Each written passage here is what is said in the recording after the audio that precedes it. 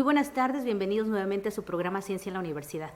El día de hoy tenemos de invitado al doctor Efrén Orozco López. Él tiene una licenciatura en Filosofía por la Universidad de Guadalajara, tiene una maestría en Ciencias Sureste, tiene un doctorado en el Centro de Estudios Superiores de México y Centroamérica de la Universidad Autónoma de Chiapas, de la Universidad de Ciencias y Artes de Chiapas, y sus temas de investigación básicamente están enfocados a las relaciones o las dinámicas que se generan dentro de las sociedades indígenas. Tiene artículos publicados, capítulos de libro también, pero bueno, para que él nos hable de su especialización, pues le vamos a pedir que él mismo nos pueda ir contando de qué se trata, a qué se dedica, cuáles son tus líneas de investigación, Efrén. Bienvenido. Buenas tardes, Karina, muchas gracias. Bueno, en general son 3 líneas de investigación que he trabajado en los últimos, digamos, 8 o 10 años más o menos. La principal pues ha sido lucha y resistencia indígena, sobre todo desarrollada en Chiapas, en la región Altos de Chiapas, junto con la organización Sociedad Civil Las Abejas de Acteal. Ahí es donde comencé a formarme como académico, primero como militante, ya luego le incorporamos el espectro académico. Otro tema en el que incursiono y que me gusta mucho es el de las metodologías participativas. Dentro de las metodologías participativas me fundamento pues en la educación popular, y también otra línea que he estado trabajando también ya desde ese tiempo tiene que ver con el tema de la interculturalidad, ¿no? De procesos de poder en contextos pluriculturales. Bueno, y faltó también aclarar que actualmente eres investigador de cátedra CONACYT en CIESAS, no, en el Instituto de Geografía de la UNAM. ¿Por qué insisto en CIESAS? Bueno, pues estás actualmente haciendo investigación aquí en Oaxaca como cátedra CONACYT en la UNAM, en alguno de los centros de investigación que tienen. Así es. Si nos puedes contar un poco de qué hacen en este instituto en donde estás, en este Instituto de Geografía. Bien, el Instituto de Geografía es relativamente nuevo en Oaxaca. Se crea a finales por ahí de octubre del 2017. Fui el primer integrante de esta extensión del Instituto de Geografía, que está la sede en México, y bueno, aquí se crea la sede. Y bueno, poco a poco se ha ido construyendo una labor en torno alrededor de lo que se ha denominado Geoparque Mundial Mixteca Alta, ¿no? Que se implementó en el año 2014 a través de exploraciones de campo que hizo gente tanto de CIESAS como de CIESAS México como de la UNAM, y ahí el doctor José Luis Palacio, que es el coordinador del proyecto, que le había dado seguimiento previamente a los proyectos Geoparque tanto en Asia como en Europa, pues vio potencial en la región para generar este tipo de proyectos, ¿no? De desarrollo local, regional. Pero esto de Geoparque, ¿a qué se refiere? ¿Qué es exactamente lo que ustedes ven? Sí, el Geoparque es una iniciativa que trata de superar un poco el tema de las zonas naturales protegidas, ¿no? Es decir, en las zonas naturales protegidas hay restricciones, muchas restricciones. Incluso ha habido ocasiones en las que las poblaciones se han tenido que salir de los espacios porque, bueno, pues la intención es la protección de la diversidad. Acá se enfoca no tanto a la diversidad, sino a la geodiversidad, ¿no? a la geomorfología de los espacios, formaciones rocosas, que obviamente también implican la biodiversidad que se genera sobre estas condiciones geográficas, ¿no? Y la idea es conservación, pero no restringiendo a las poblaciones, sino generando alternativas económicas, fortaleciendo tejido social, elementos culturales de las poblaciones a partir de conocimientos locales, ¿no? Por ejemplo, ahorita algo que ha sido el Geoparque ha sido un detonante para la recuperación, por ejemplo, de la elaboración de barro, que en Tonaltepec hay metodologías ancestrales de elaboración de barro. Entonces, a través del Geoparque se trata de catapultar este tipo de conocimientos, la elaboración de palma, también, para que las nuevas generaciones vean en estos productos alternativas, ¿no? Económicas, pero también de arraigo comunitario. Sabemos que la Mixteca pues, es uno de los espacios con mayor índices de marginación y de migración por la falta de oportunidades. Entonces el proyecto Geoparque viene un poco a tratar de solucionar algunos de estos problemas. Y bueno, mi papel en este proyecto tiene que ver con el manejo de la parte social, ¿no? Los geógrafos, los geólogos, los físicos se encargan pues un poco del estudio y de la capacitación en temas de rocas, de tipos de rocas, de formaciones, ¿no? Y mi papel, junto con otro compañero que se integró hace poco, Mateo Lorenzen, es trabajar el tema organizativo con las comunidades, ¿no? La sensibilización sobre el geoparque, qué es un geoparque, por qué es bueno para las comunidades, que se lo apropien, porque la idea es que este sea un proyecto de las comunidades, ¿no? Entonces la UNAM funge como asesor solamente. Entonces es importante que las comunidades lo retomen y lo utilicen para su beneficio. Un poco también revirtiendo estas políticas estatales tan nocivas que han sido luego para los pueblos, de corte asistencialista, ¿no? Donde se les entregan despensas, se les entregan láminas, se les entregan cualquier insumo a cambio de votos, a cambio de clientelismo. La idea es romper con esos esquemas y generar alternativas organizativas que decanten en procesos económicos y de fortalecimiento social. Pues qué interesante, ¿no? Por un lado, lo que dices es trabajar con estas bases comunitarias para que ellos mismos puedan pues aprovechar todos los recursos en los que se encuentran dentro de su territorio. Pero también me pregunto, ¿ustedes hacen algún tipo de trabajo con la gente, por ejemplo, que llega de turistas que llegan a estos lugares? Porque pareciera ser que es un poco la tendencia, ¿no? Eso ha pasado un poco con las reservas. Las reservas de pronto se vuelven como una especie de atractivo ecoturístico para cierto consumidor de esa naturaleza. Entonces, ustedes hacen algún tipo de trabajo ahí también, como en la contraparte, ¿no? Porque luego la sociedad lo vemos o lo queremos ver solo como folclore, como la parte de qué bonito paisaje, y al mismo tiempo, al momento de llegar ahí, puedes empezar a destruir cosas. ¿Qué hacen ustedes ahí al respecto? Bien. Digamos que el geoparque se ancla en dos ejes, uno que es muy visible, que es el turístico, y que tiene que ver con la geoconservación, que tiene que ver con la educación, pero tiene un eje que no necesariamente es visible y que es precisamente lo que trabajamos nosotros, ¿no? Es estar en las asambleas, estar con las autoridades, dando seguimiento a las comunidades, con el objetivo de fortalecer estos espacios. Y en el tema de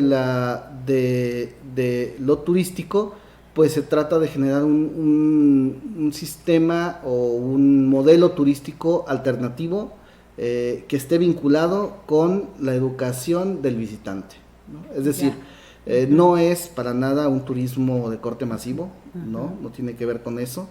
La mayoría de los visitantes son estudiantes que vienen a hacer prácticas, tanto del Instituto de Geografía, del Instituto de Filosofía y Letras también, y de muchas universidades del país, no solo de la UNAM. Ya cada vez más universidades se integran. La UAPJ ha estado presente también por ahí en algunas ocasiones, y la idea es hacer eso, la sinergia con distintas universidades, para que los jóvenes que se están formando tengan ese espacio como espacio de prácticas para entender lo que ven en las aulas, ¿no? Un poco.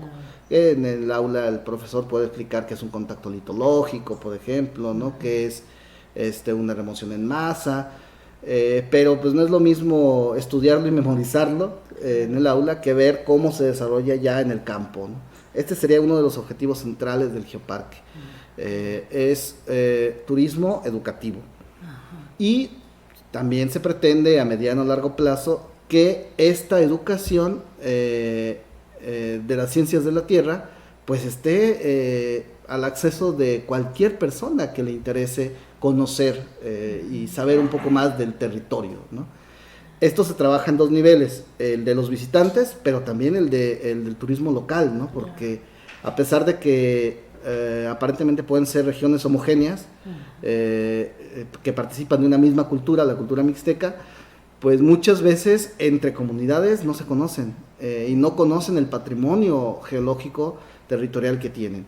Entonces, por un lado está la oferta a los visitantes para que conozcan, para que se eduquen sobre el territorio, pero también es un espacio que sirve para la educación de las propias comunidades, ¿no? Para que decante en una valorización del territorio y también en una protección del territorio, ¿no? Entre mejor conozcan los habitantes su territorio, mucho más arraigo van a tener y mejor defensa del territorio se va a generar. Que de alguna manera yo creo que tú decías que una de tus especialidades es la educación popular. Supongo yo que en estas técnicas y la investigación-acción participativa, ¿no? Entonces, de alguna manera estas metodologías tú las aplicas con este conocimiento con las comunidades. Exactamente. De hecho, el proyecto en sí es un proyecto que se fundamenta en metodologías participativas, ¿no? Desde el trabajo de los científicos, al integrarse a las comunidades, al estar monitoreando, al estar llegando, al estar generando en asamblea las decisiones, pues ya se convierte en un ejercicio de investigación participativa, ¿no? Y bueno, ahorita lo que se está afinando ya en un trabajo más académico, pues es precisamente esto, ¿no? Como la asamblea comunitaria, que es una manera pues ancestral de organizarse internamente, también puede llegar a convertirse en un instrumento académico para generar incidencia en diversos territorios, ¿no? Claro. Y para lograr cambios significativos. Pero qué importante esto que dices, ¿no? Que los investigadores no es que llegaran de manera impositiva, digámoslo así, a este territorio, sino llegaron a consultar a la comunidad sobre el potencial que podían desarrollar ahí en términos de investigación, ¿no? Pero también, bueno, lo que decías en términos de lo que ellos también podrían aprovechar de sus conocimientos, como un intercambio, digámoslo así, ¿no? Como un intercambio de esos conocimientos que pudieran tener uno y otro. Entonces, yo creo que dejan un antecedente. Ustedes, ¿eso cómo lo transmiten? Digo, no, seguro tú, con los estudiantes con los que te relacionas, ¿no? Porque algo que también no mencionamos es que has dado clases en CIESAS, has dado clases en la UNACH, la Universidad Autónoma de Chiapas, has dado clases en la UAPJO, en el Instituto de Investigaciones Sociológicas y no sé en qué otro instituto habrás dado clases, pero digamos, tiene relación con estudiantes de licenciatura o de posgrado y cómo tú los vinculas a esta forma, a esta práctica de investigación. Mira, precisamente ahora en septiembre inicia un curso de septiembre a diciembre aquí en el Jardín Botánico, que es donde tenemos nuestra sede, sobre estudios territoriales y sistemas de información geográfica. En este curso amplio yo impartiré las primeras 4 sesiones y que son, el eje es ese precisamente, ¿no? Conocer qué son las metodologías participativas, sobre todo las generadas en América Latina y emanadas de la educación popular, que tienen una particularidad, que es básicamente un posicionamiento ético-político, ¿no? Con la relación con las contrapartes, ¿no? También herramientas de incidencia, ¿no? En comunidad, que tienen que ver con la asamblea como método académico, ya no está solo como institución, y el taller como instrumento de recolección de datos y de generación de conciencia social, ¿no? Termina el curso con algunas experiencias de cómo estas herramientas, este posicionamiento metodológico y estas herramientas se aplican en contextos situados. Uno de los ejemplos que se ponen en el curso es el proyecto de educación alternativa Tzotzil, en el que trabajé durante muchos años en Chiapas. Otro ejemplo de elaboración de proyectos en conjunto a partir de metodologías participativas, pues es una propuesta de manejo de agua comunitaria que se realizó aquí en los Valles Centrales de Oaxaca. Durante el postdoctorado trabajé como asesor de la COPUDA, la Coordinadora de Pueblos Unidos en Defensa y Cuidado del Agua, aquí en Oaxaca. Y bueno, la experiencia de cómo se construyó la propuesta de manejo de agua, pues es otro de los ejemplos.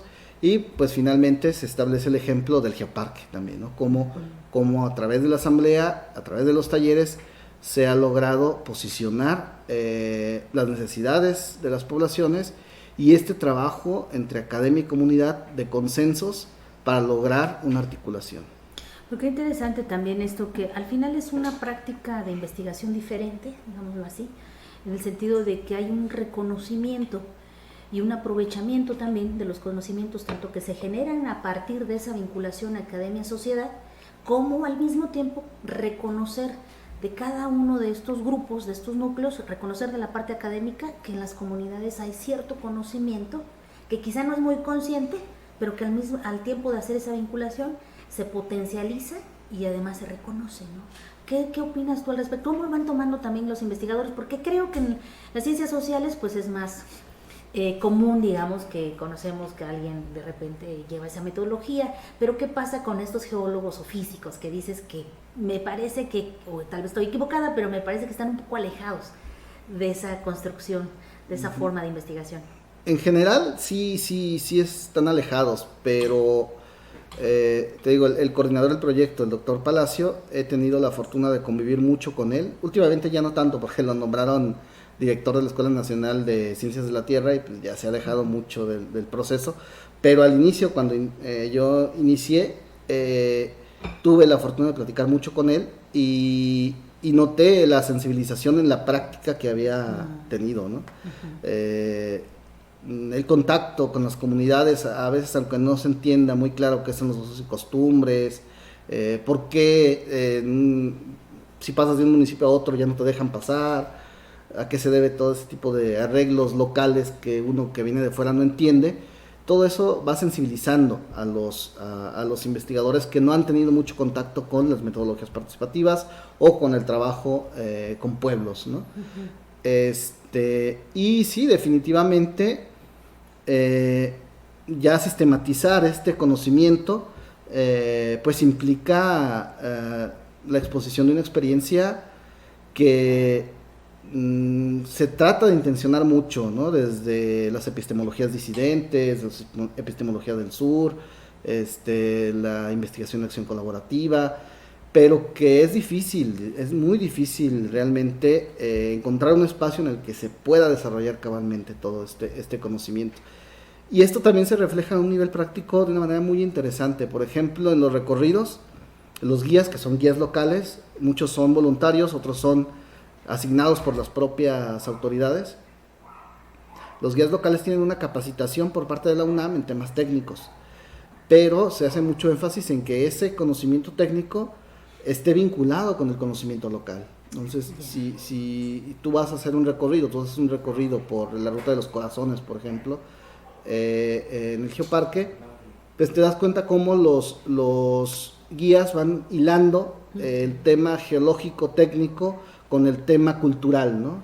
Este es el Cerro del Sol y su historia es tal, y estas son las leyendas que hay alrededor del cerro, estos conocimientos son ancestrales, el barro aquí, el significado que tiene el barro para la comunidad, además de todos los elementos técnicos que implica la exposición de los guías.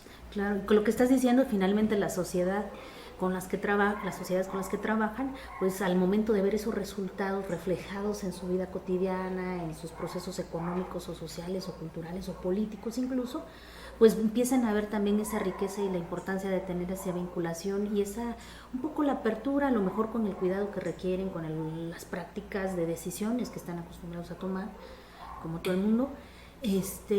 Pues pienso que van viendo esa importancia de la vinculación con la academia, pero en la medida que tú estás comentando esto, ¿no? En la medida que hay resultados en la sociedad, en la medida que ellos mismos también están viendo los resultados de esa vinculación, no sé qué opinas al respecto. Sí, en ese sentido hay mucho trabajo que hacer, ¿no? Porque pues el trabajo en comunidad siempre implica muchas visiones de lo que está haciendo la institución en un territorio, ¿no? Y sí, nos hemos enfrentado con posicionamientos que pues hay que discutirlos y analizarlos con la propia gente, ¿no? Como por ejemplo, ha habido muchas versiones cuando se empezó a trabajar de que la UNAM quería apoderarse del territorio, ¿no? Y que ya la UNAM quería hacer negocio con el espacio. Pues bueno, a ver, La UNAM tiene intereses científicos, no económicos del territorio, pero sí hay que trabajarlo en asamblea, verlo con la gente, aclarar dudas para evitar estas malas interpretaciones, o también otras versiones en las cuales se planteaba que el geoparque iba a ser la puerta de entrada para transnacionales, por ejemplo, ¿no? Una gran preocupación y muy válida de la población, ¿no? De que iba a llegar el geoparque y entonces ya se iba a privatizar el territorio. Pues no, es lo contrario, ¿no? Es una estrategia, el geoparque es una estrategia de apropiación de territorio, de generar un territorio común por 9 municipios que participan del proyecto y 5 agencias independientes, ¿no?